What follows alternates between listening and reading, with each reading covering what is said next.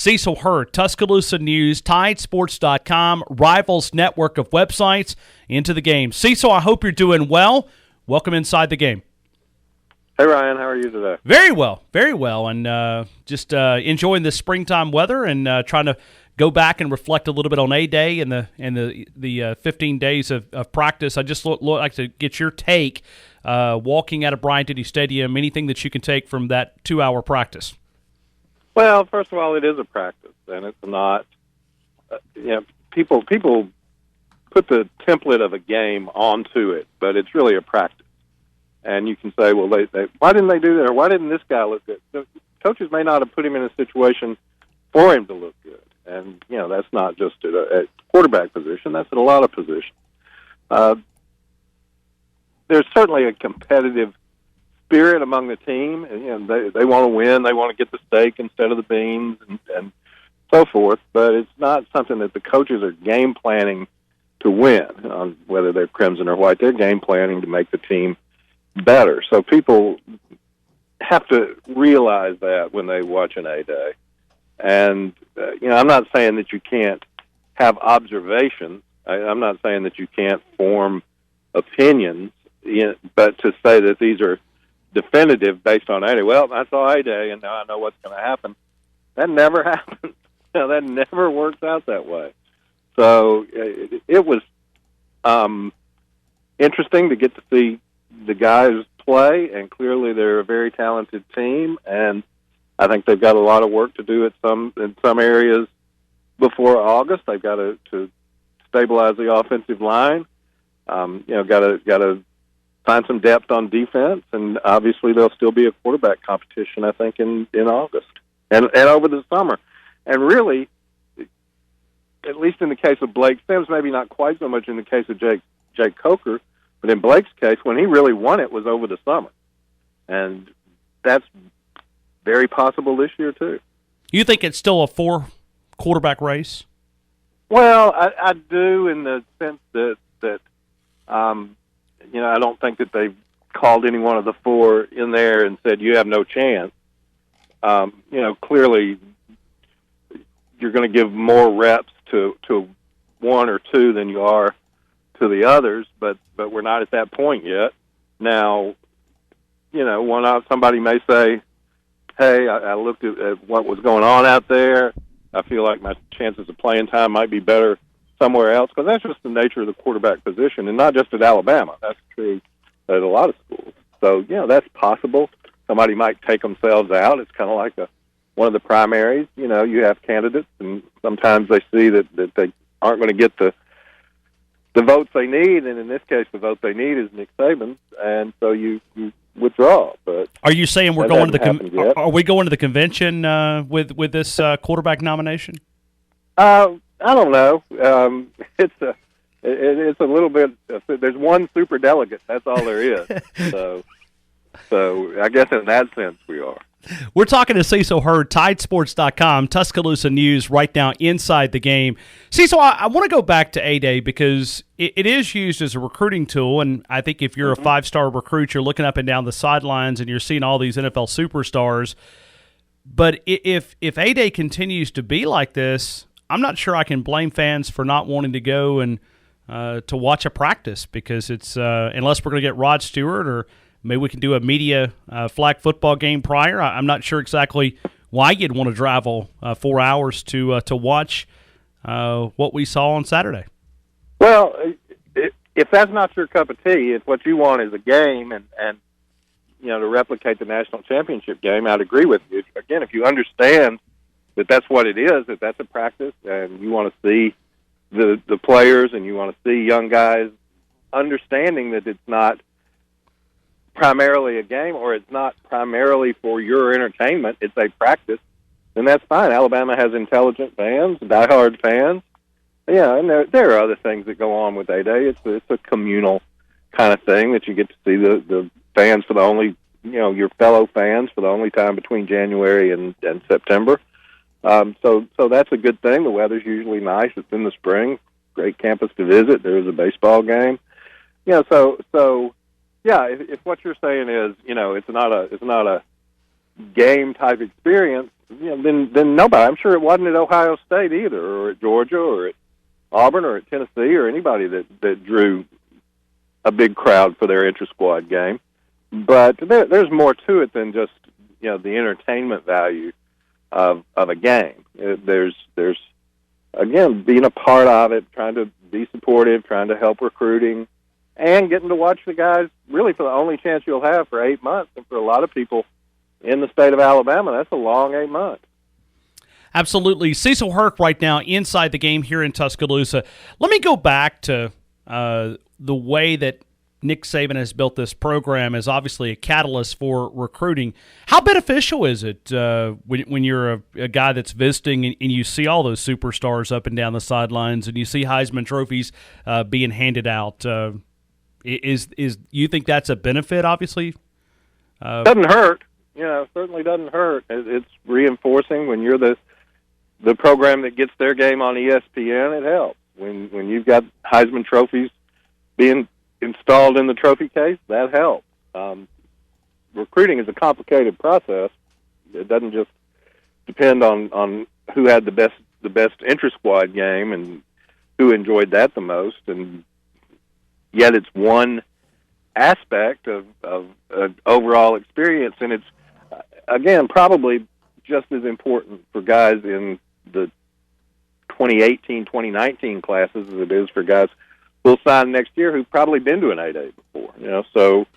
So I do think for younger guys it's important to be in the stadium, get some time around the coaches, get to meet the players, particularly the way it's evolved at Alabama where there's so many NFL players on campus. That's a big deal. And so I think it helps. We're talking to Cecil Herc right now inside the game. Cecil, I'd like to move to the article that you wrote today in the Tuscaloosa News talking about the NCAA, and we're seeing some moves that really help the student athlete, especially with visits and allowing some financial benefits for some of their family to travel to an official visit. Yeah, I just want to be fair and maybe not necessarily equal time, but at least give all perspectives rather than just this. People pick up an article or go online and click on an article and it says NCAA in the first paragraph and they're immediately, this is bad, this is terrible, how can they do this, this is awful. When really there are bad things, there are things that you wish that they could do more to benefit student athletes, but there are some good things too. And I think particularly at the high level, at the FBS level, where there's enough money to do things, schools certainly they're in it to make money, but they don't want to just sit on that money and not give the student athletes anything. I think this rule, which allows parents to come on campus for official visits. Now, let's understand, most of those prospects that were here for 8A weren't on an official visit. That's not what we're talking about. But during the season sometimes, and certainly in January, when you use your 56th official visit to bring players in, you can pay to have parents come, and I think that's important. I think that it helps you in a lot of ways. I think that it helps you from getting to really know a prospect. That's one of the issues that coaches have sometimes, is they say we're held accountable for all these disciplinary problems, and yet we don't get a chance to know a kid, to know his family. We're limited in how much contact we can have. This helps, and so I think it's good from that standpoint. It's good for a kid and we'll use Alabama as a basis, but it really helps other schools, I think, in other regions more. But if there's a kid from Texas or a kid from California and can't afford those 2 extra plane tickets, where his parents could see, he may not take the visit. He may say, I'm not going to go there. My mom and dad don't get to see it. So why should I go? Now they may be a little more inclined to take the visit, and Alabama may strategize a little bit that way. But that helps.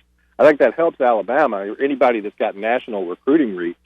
But I think, for instance, Michigan, who talks so much about getting into these high-impact, high-prospect-rich areas in the South, helps them to bring parents up there to see Ann Arbor. I don't know if you bring them in there in January, but bring them in there sometime when the weather's decent, and let them establish a relationship. So I think it's not just, that the Alabamas are going to get richer.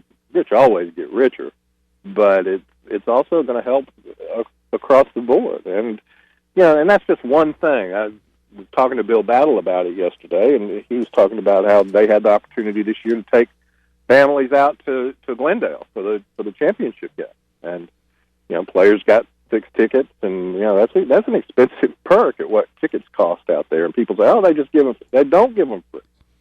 Alabama had to pay for them, $550 a pop. So that's a $3,300 benefit. That it goes to your family, but that's something that you couldn't just, if you didn't get those tickets and your family wanted to go, you couldn't pay for them out of your pocket very well if you're a student athlete. So there's slowly starting to be some things like that. I think we can look at more that could be done, but I think that those things are important. Is it fair to say that some of the recent cases, whether you want to talk about Ed O'Bannon or just people more open about talking about giving more of a benefit to student athletes, is it fair to say the NCAA is listening with some of these recent decisions? I think it's a combination, and you can be cynical if you want to be and say, well, they're just doing this to forestall, having to just straight pay for play rather than just the cost of living stipend and so forth. They still don't want to just pay them, and that's why they're doing all these other things.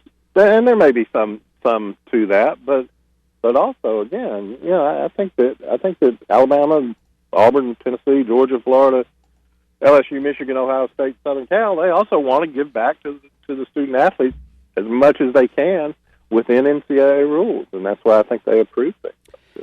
With the cost there, we're seeing this separation, and possibly the other schools, maybe the bottom of this 128. I believe there's 129 that'll be in college football in the major conference.